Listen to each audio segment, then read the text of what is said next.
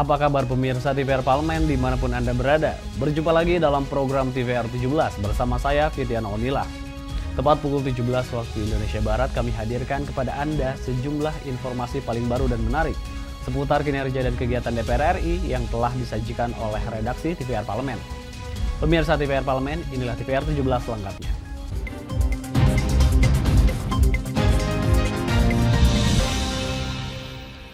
Sebagai upaya untuk mengantisipasi krisis pangan akibat perubahan iklim El Nino, Komisi 4 DPR RI meminta pemerintah memaksimalkan postur anggaran Kementerian Pertanian sebesar 16,44 triliun dengan mempertimbangkan alokasi dan program yang tepat. Komisi 4 DPR RI mendorong pemerintah memaksimalkan postur anggaran Kementerian Pertanian dalam menghadapi krisis pangan akibat dampak El Nino.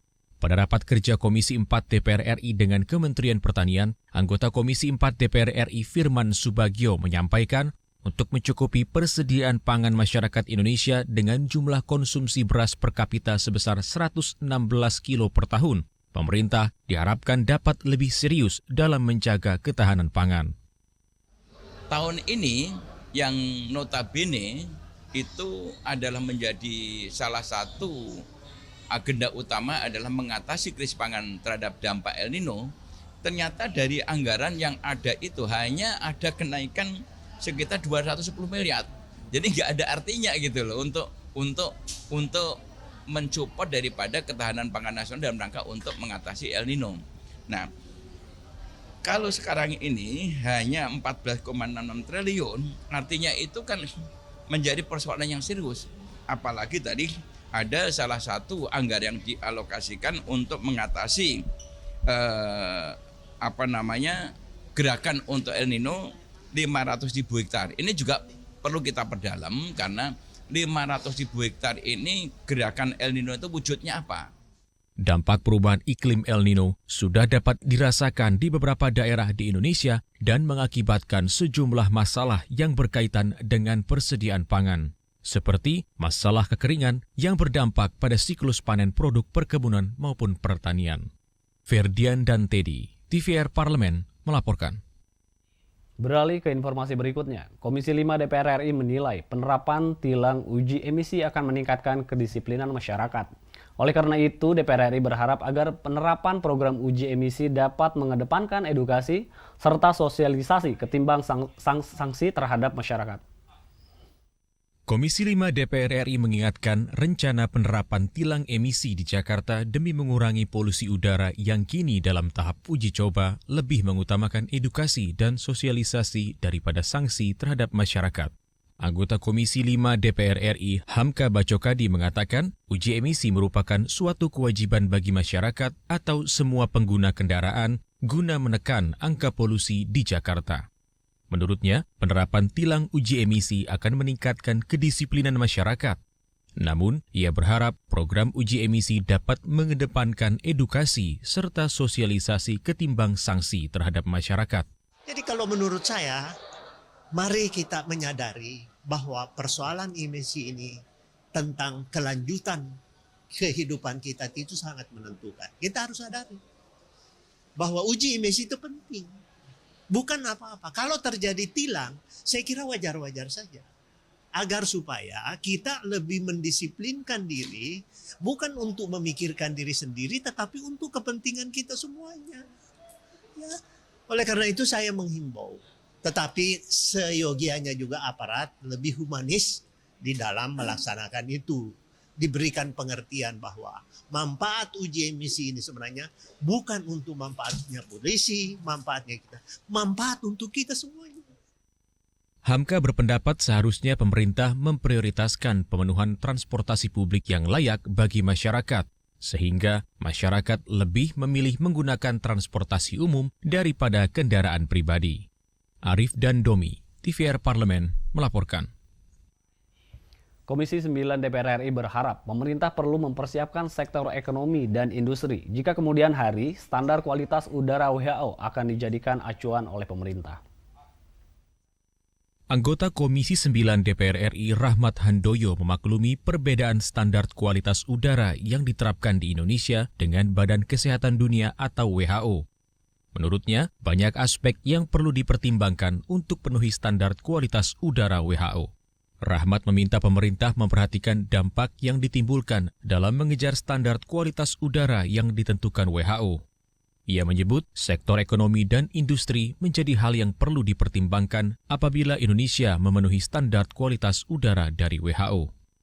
Tapi ketika semuanya harus mengikuti letter lag dari WHO, itu dampaknya juga pilihan. Oke, kita ngejar standar kesehatan, tapi dampak kepada industri yang belum siap, kemudian akan merubah struktur energi. Nah itu saya kira kita harus hati-hati. Tetap kita tekan, ngikutin paling tidak meminimalkan mendekati standar WHO, tapi kalau toh tidak, paling tidak mendekati.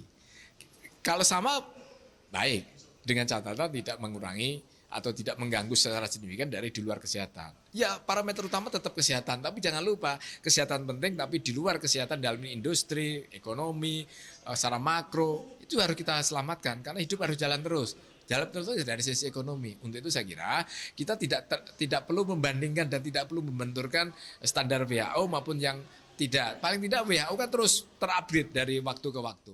Menteri Kesehatan Budi Gunadi Sadikin menyatakan kualitas udara Indonesia tidak memenuhi standar batas aman partikular meter yang ditetapkan oleh WHO. Panji dan Ridwan, TVR Parlemen, melaporkan. Akhir-akhir ini masalah buruknya kualitas udara di Jakarta semakin memprihatinkan. Informasinya akan kami hadirkan saat lagi, untuk itu tetaplah di TVR 17.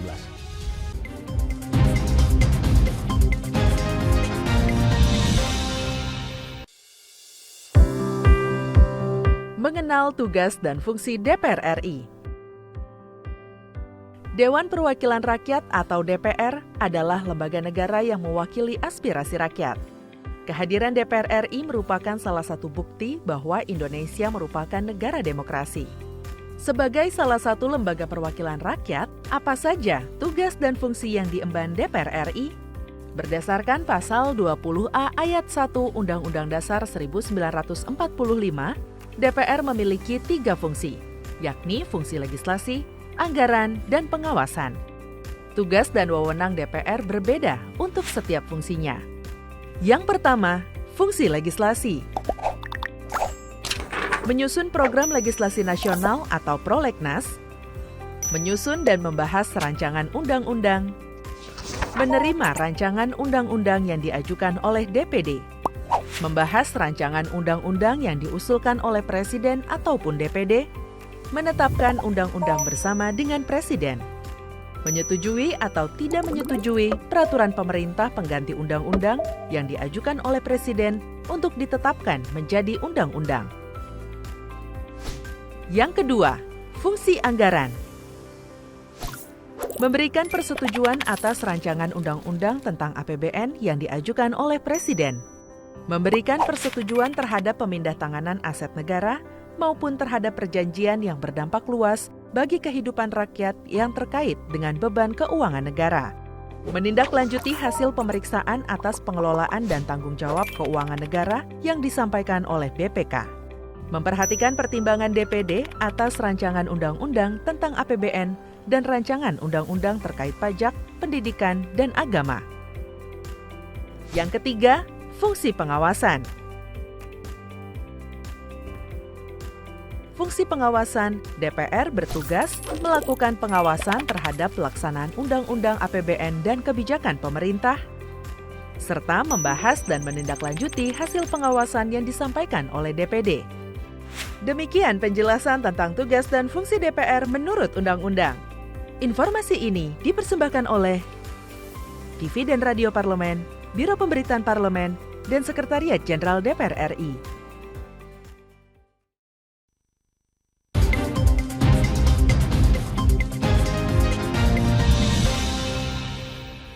Kembali di TVR 17. Berdasarkan data situs pemantau kualitas udara atau IQ Air pada Minggu 13 Agustus 2023 yang lalu, kualitas udara di ibu kota Jakarta kembali menduduki posisi pertama sebagai kota dengan udara terburuk di dunia. Oleh karena itu, Komisi 9 DPR RI mengusulkan adanya pembentukan panitia khusus atau pansus dan meminta pemerintah untuk lebih serius melakukan upaya pencegahan dan penanganannya. Nah, untuk mengetahui informasi selengkapnya, mari kita simak laporan mendalam yang telah dihimpun oleh tim redaksi TVR Parlemen dalam segmen editorial Parlemen berikut ini.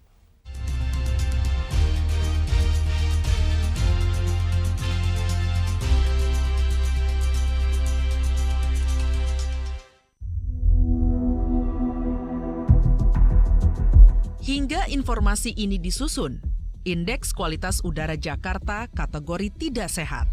Konsentrasi PM2,5 Jakarta terus meningkat signifikan sejak 7 Agustus 2023. Padahal, BMKG sempat melakukan teknologi modifikasi cuaca sehingga Jakarta diguyur hujan.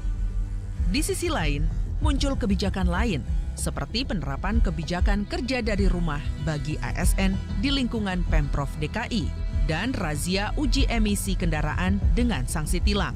Nyatanya, kebijakan tersebut belum berhasil mengurangi tingkat polusi udara di Jakarta. Kemenkes RI mencatat di wilayah Jabodetabek hingga 28 Agustus 2023, kasus ISPA di atas 200.000 per bulan. Menyikapi situasi tersebut, DPR tidak tinggal diam. Berkali-kali, DPR telah menyuarakan agar pemerintah mengambil langkah konkret secepatnya untuk mengatasi polusi udara di Jakarta dan dampak negatifnya.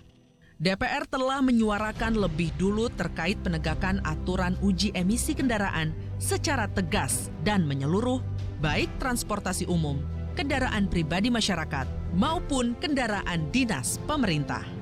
DPR RI juga mendesak pemerintah menindak industri-industri yang terbukti melanggar aturan-aturan terkait lingkungan hidup.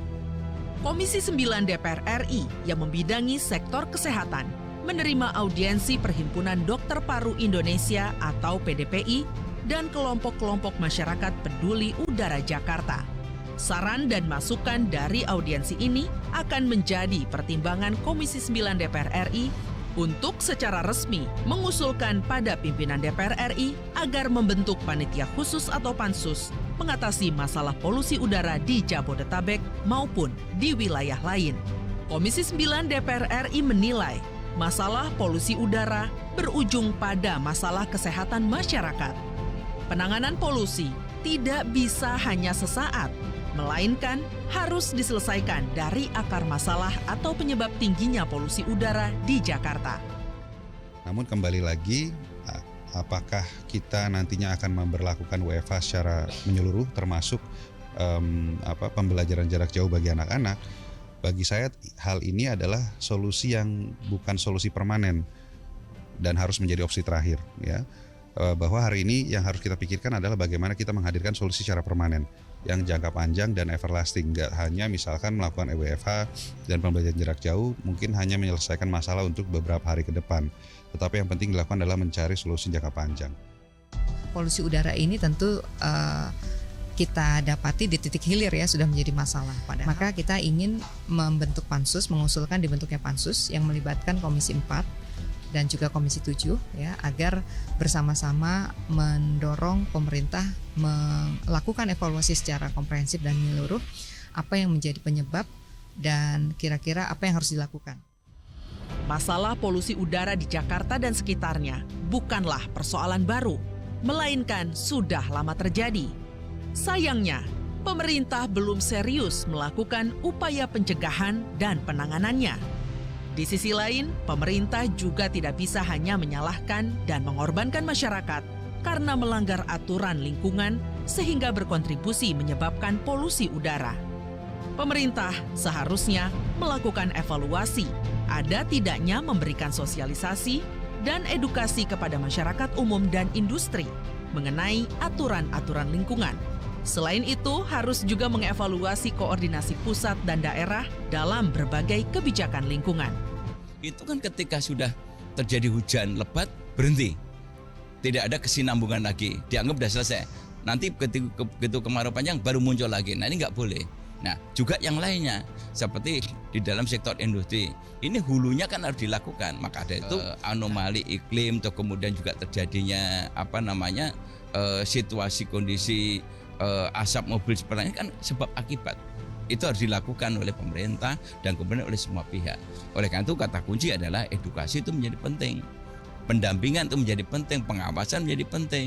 Jangan setelah tidak ada isu ini berhenti lagi. Nanti setelah ada isu baru jalan lagi. Ini kan seperti belambir. Penanganan masalah polusi udara memerlukan kebijakan yang berkelanjutan dan berkesinambungan. Untuk itu perlu keterlibatan berbagai stakeholder di DPR RI maupun di luar DPR RI agar rekomendasi dari DPR RI tidak hanya sekedar jangka pendek.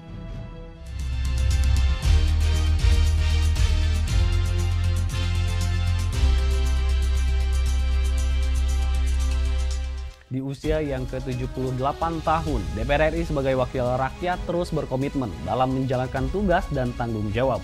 Saksikan informasi selengkapnya, untuk itu jangan kemana-mana, tetaplah di TVR 17.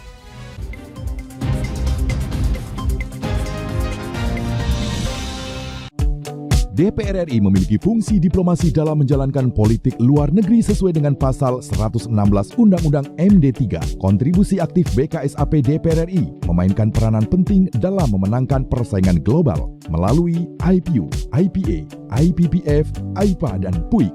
BKSAP memiliki komitmen yang tinggi dalam krisis kemanusiaan dunia. Fungsi diplomasi dijalankan untuk mendukung upaya pemerintah dalam melaksanakan politik luar negeri.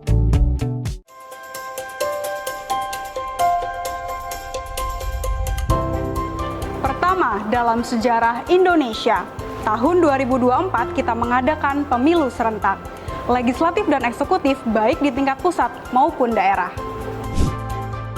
Catat waktunya, Rabu 14 Februari 2024. Untuk pemilihan legislatif, Anda akan memilih anggota DPD, anggota DPR, anggota DPRD Provinsi, dan anggota DPRD Kabupaten atau Kota. Selain pemilu legislatif, Anda juga akan memilih presiden dan wakil presiden loh pemirsa.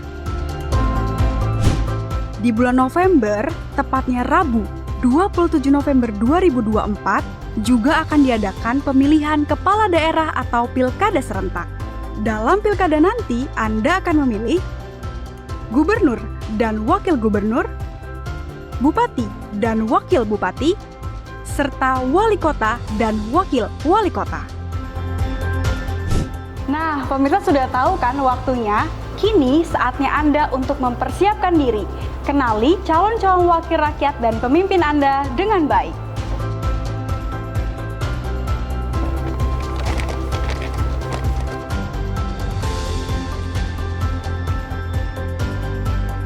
Jangan sampai kesempatan untuk memilih calon wakil rakyat dan pemimpin Anda terlewat begitu saja. Ayo ramaikan pesta demokrasi pemilu 2024 dengan meriah. Demi masa depan bangsa Indonesia.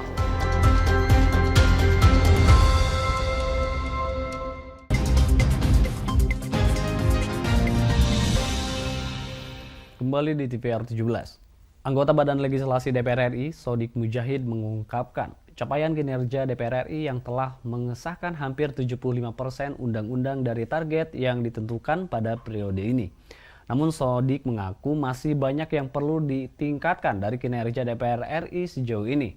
Untuk itu Sodik berkomitmen akan terus meningkatkan komunikasi dan mengawal demokrasi. Selengkapnya mari kita simak liputan rekan kami Alfat Rizky. Baik pemirsa TVR Parlemen dimanapun Anda berada, di bulan Agustus tidak hanya Republik Indonesia yang berulang tahun, namun juga DPR RI berulang tahun yang ke-78. Lalu bagaimana kinerja DPR RI hingga 78 tahun atau khususnya pada periode kali ini? Saat ini saya akan berbincang dengan salah satu anggota Badan Legislasi DPR RI, yaitu Bapak Sodik Mujahid dari fraksi Partai Gerindra untuk daerah pemilihan Jawa Barat 1. Baik, Pak Sodik, kira-kira capaian-capaian dari DPR RI, Pak, khususnya dari Badan Legislasi, ini sudah sangat luar biasa, Pak. Sekretaris Jenderal DPR RI mencatat itu di periode 2019 sampai 2023 sudah ada 70 undang-undang yang telah disahkan oleh DPR. Tentu ini capaian yang luar biasa.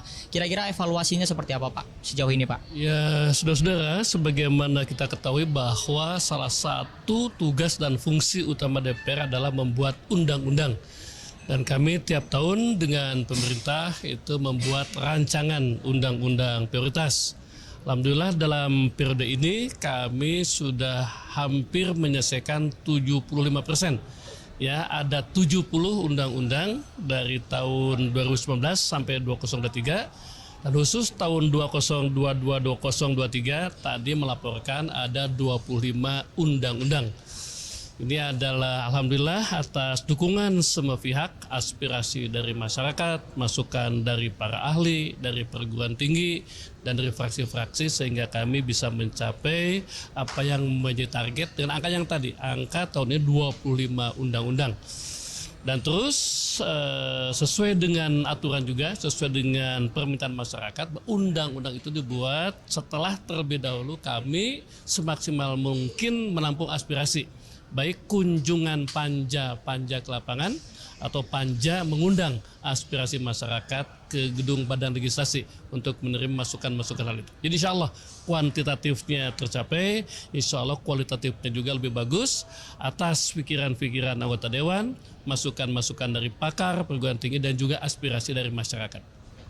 Barusan ada yang menarik juga terkait dengan kuantitas dan kualitas. Berarti DPR ini dalam membuat undang-undang juga tidak hanya mementingkan kuantitas saja, Pak. Berarti kualitas juga perlu ini, Pak ya? Ya, memang masih ada masukan atau kritik katanya kenapa kurang aspiratif. Itu sebetulnya karena bisa jadi komunikasi kami kurang atau kami belum bisa menjangkau semua. Padahal faktanya adalah sebelum membuat undang-undang, panja itu pasti keliling daerah untuk menampung aspirasi dan juga kami sering mengundang ya pihak-pihak yang terkait dengan undang-undang itu. Dan catatan bagi kami, aspirasi terus jalan, tapi mungkin yang tadi komunikasi kepada kami untuk ditingkatkan agar masyarakat lebih tahu terhadap undang-undang yang akan dibuat dan juga lebih tahu terhadap undang-undang yang sudah disahkan. Terkait dengan komitmen DPR RI sendiri, Pak, khususnya setelah usianya sudah 78 tahun ini, Pak, untuk bisa mengawal aspirasi masyarakat lebih baik ke depannya akan seperti apa, Pak? Ya, tema kita adalah mengawal demokrasi untuk Indonesia yang lebih maju. Nah, kami terus dengan komitmen itu, tadi bahkan Ketua DPR mengingatkan kami sampai ke hal yang detail ya tentang bagaimana kehadiran, tentang bagaimana memberikan masukan, tentang bagaimana kami harus sepenuhnya hadir dalam acara dan lain-lain. Itu semua adalah komitmen kami untuk tampil lebih baik secara profesional dan juga kami adalah aspirasi dari partai dan juga tentu adalah aspirasi dari masyarakat. Saya kira itu adalah prinsip yang kita pegang, kami pegang semua. Terima kasih Pak Sodik Mujahid atas waktunya. Dan pemirsa TVR Parlemen, itulah wawancara saya dengan salah satu anggota Badan Legislasi DPR RI, Bapak Sodik Mujahid. Di mana tadi Bapak Sodik Mujahid menyampaikan komitmennya bahwa DPR RI ini akan terus mengawal demokrasi dan juga mengawal aspirasi masyarakat dan akan terus memperbaiki komunikasi kepada masyarakat dalam menyusun undang-undang ke depannya. Terima kasih pemirsa atas perhatian Anda. Saya Alfat Rizky kembali ke studio. Selanjutnya pemirsa, apa saja yang menjadi topik perbincangan di media online pada hari ini?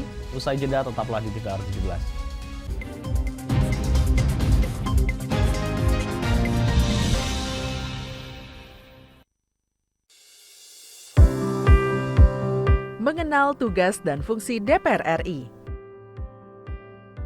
Dewan Perwakilan Rakyat atau DPR adalah lembaga negara yang mewakili aspirasi rakyat.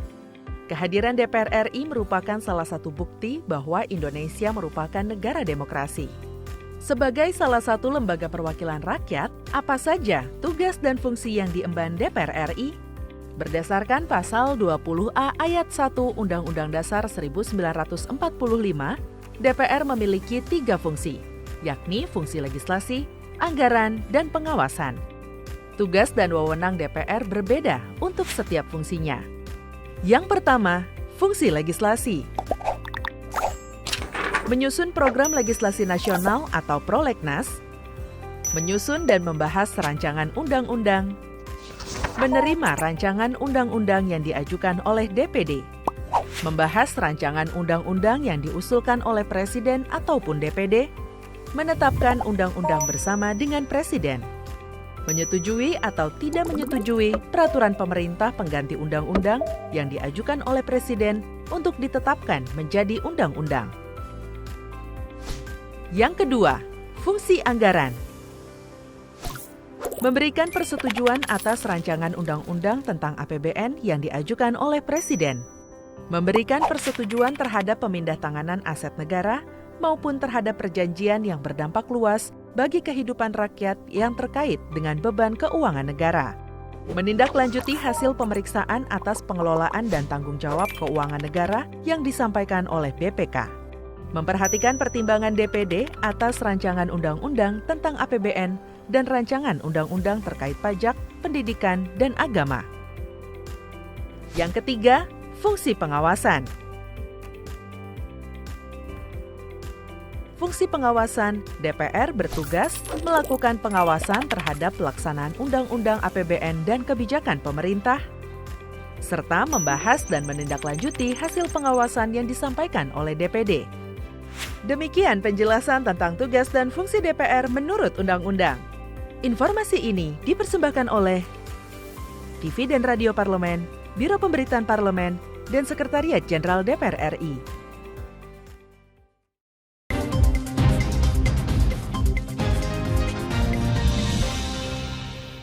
Kembali di TVR 17. Pemirsa TVR Parlemen, kali ini kita masuk ke segmen media nasional. Mari kita simak isu apa saja yang menjadi sorotan media serta tanggapan dari sejumlah anggota Dewan bersama rekan kami Nazia Sudirja.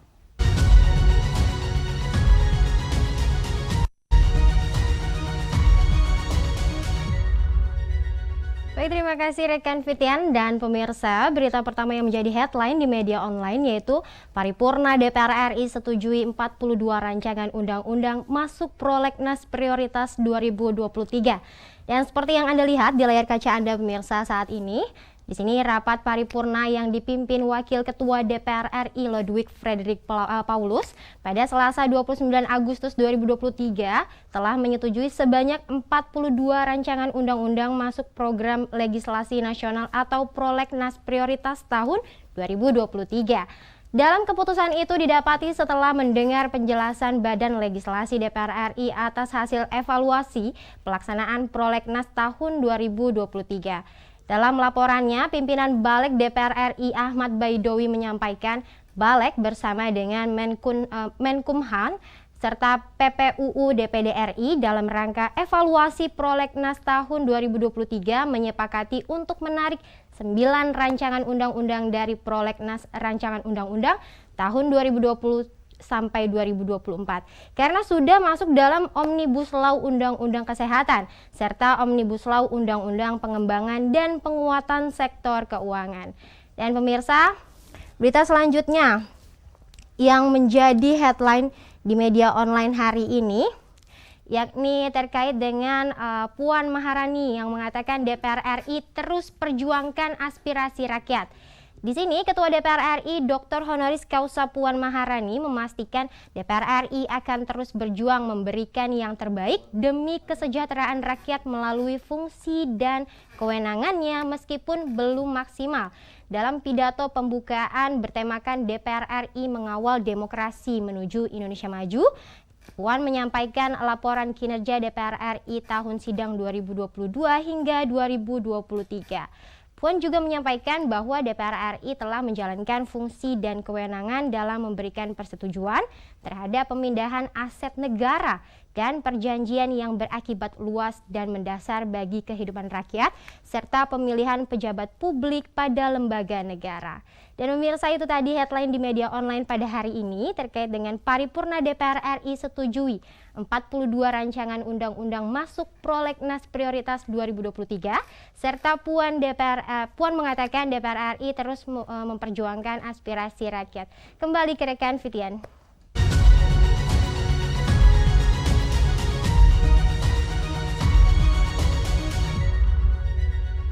Terima kasih rekan Nazia yang telah menyampaikan sejumlah sorotan dari media online nasional pada hari ini. Pemirsa TVR Parlemen, segmen media online tadi sekaligus menutup program TVR 17 edisi sore hari ini. Saya Fitian Onila beserta seluruh kru TVR Parlemen yang bertugas mengucapkan terima kasih dan undur diri dari hadapan Anda. TVR Parlemen, Referensi Indonesia.